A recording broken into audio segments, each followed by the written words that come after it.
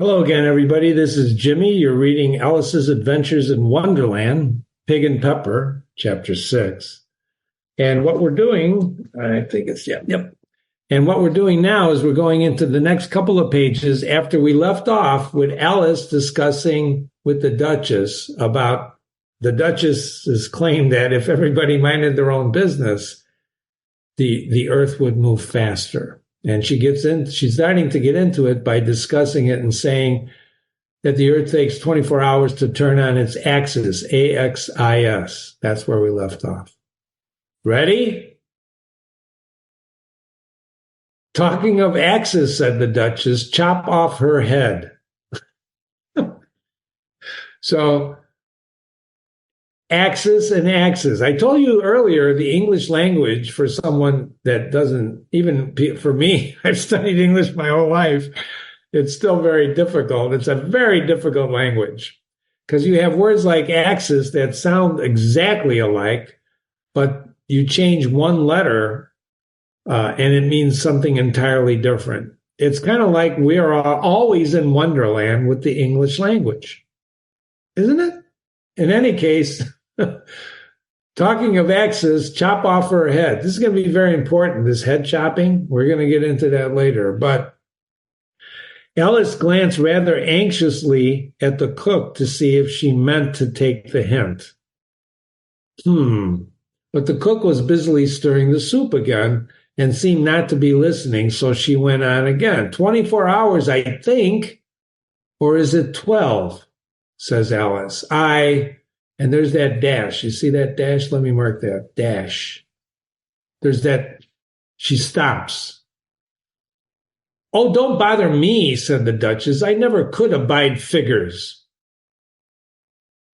Doesn't abide figures. She doesn't like math. And with that, she began nursing the child again, singing a sort of lullaby. And as she did so, giving it a violent shake at the end of every line. Ladies and gentlemen, Alice thinks this is a baby. I assure you, if it was a baby, it would be a very different story. But we're in Wonderland. And if you shake a baby violently, it's not a good thing. You've seen stories about this. I'm sure you've heard about this. You do not shake babies. They're very delicate creatures, very delicate. So don't do it. But this is not a baby. If you haven't guessed that by now, it's not a baby. Remember, you're in Wonderland and everything is different. It's not real. It is and it isn't. It's Alice trying to learn things and learn how the world operates. And she was jumping up when first this happened and the cook started throwing all this stuff. If you remember, she was agonizing in terror. What are you doing? By throwing all this stuff at this baby and this Duchess. But it's not a baby. You're going to find out very soon that it's not. But let's assume that it is. So she gives a violent shake at the end of every line. It's a sort of a lullaby. This is the lullaby of the Duchess. Let's just read the lullaby for a moment, may we? Speak roughly to your little boy and beat him when he sneezes. He only does it to annoy because he knows it teases. Chorus, in which the cook and the baby joined in. They start singing with the Duchess. What's the chorus? That's where you hear sometimes when everybody's singing. Wow, wow, wow. Next stanza, go down to the stanza. I speak severely to my boy. I beat him when he sneezes, for he can thoroughly enjoy the pepper when he pleases. Chorus. Wow, wow, wow. What the heck kind of poem is that? I know you're asking me what the heck kind of poem. We're going to answer that question before we leave this analysis. Speak gently. Look at my note here. Was actually probably written by the American poet David Bates around 1850. In these days, without televisions, without iPhones, without regular mail, without anything that we have today, People had to amuse themselves by their imaginations. People had to think. And a lot of them read poetry, would memorize poems, would recite poems to each other, would share the joy of language. Ladies and gentlemen, I'm trying to actually help you share the joy of language.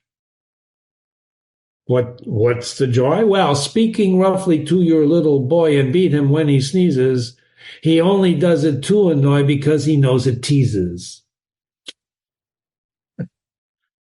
Don't answer that question.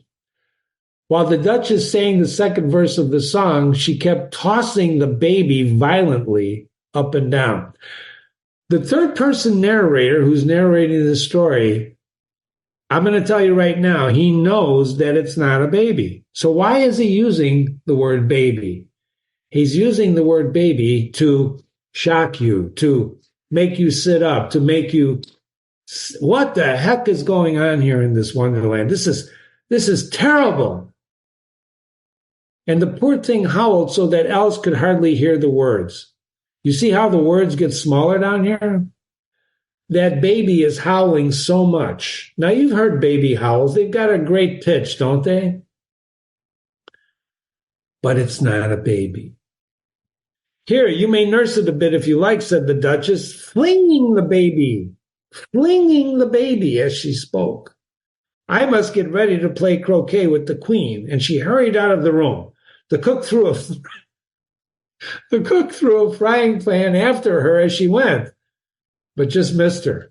Ladies and gentlemen, in fact, let me type that out there. Slapstick. Have you heard the word slapstick? Do you know what slapstick comedy is?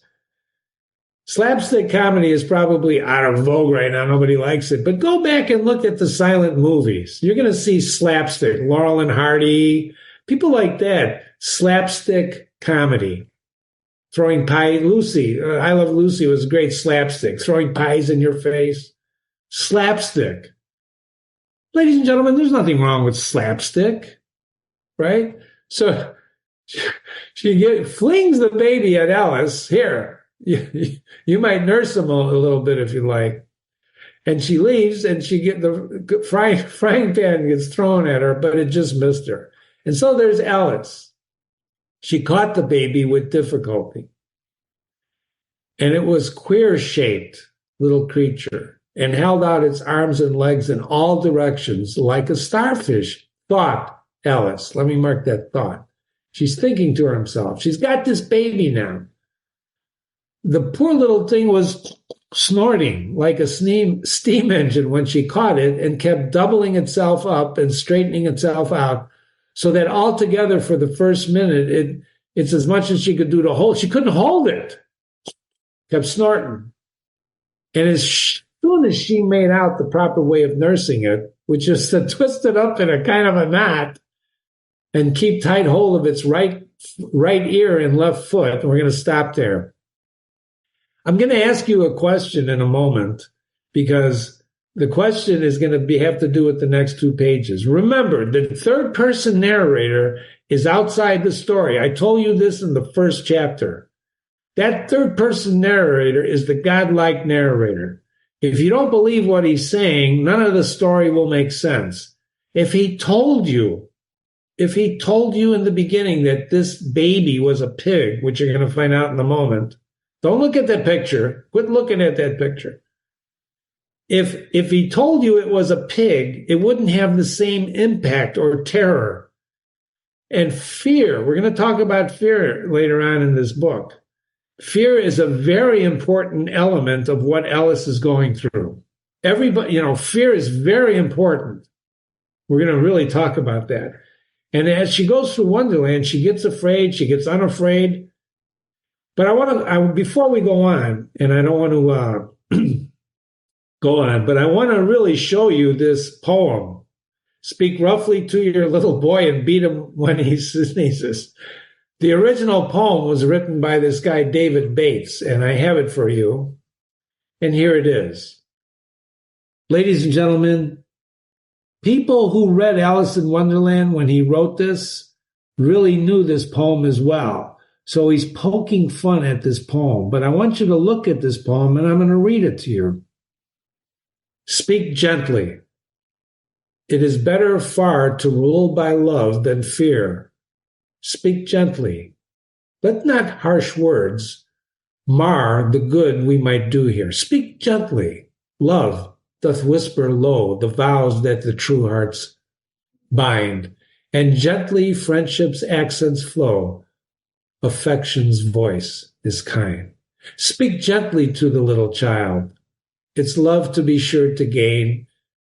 Teach in its accents soft and mild. It may not so long remain. Speak gently to the young, for they will have enough to bear. Pass through this life as best they may. It's full of anxious care. And speak gently to the aged one. Grieve not the careworn heart. The sands of life are nearly run, so let each in peace depart. Speak gently, kindly to the poor.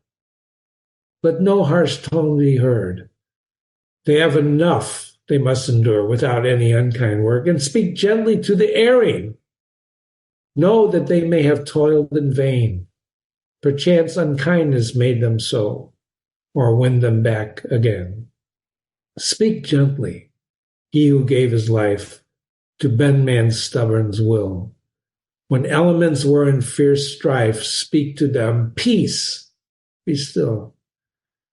Speak gently, it's a little thing, dropped into the heart's deep well, the good, the joy, which it may bring. Eternity shall tell.